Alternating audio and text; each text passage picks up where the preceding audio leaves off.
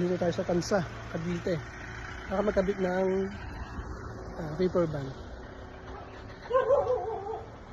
Ayun, sa likod. Yung truck. Ito yung nakabitan. Ayan. Naman dito isa. Baka siya nagsabi, pang freezer kasi yun. Ayan, nalagyan.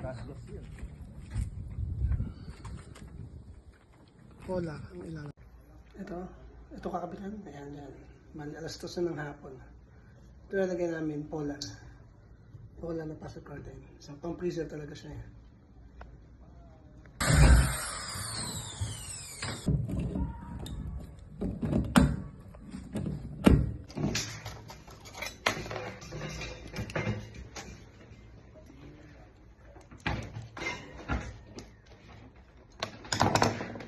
Dito lang pala siya.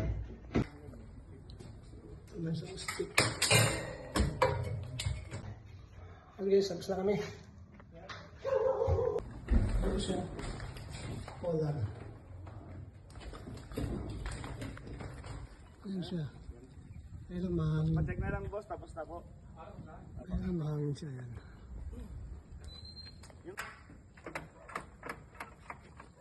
Try ko yung kalahati.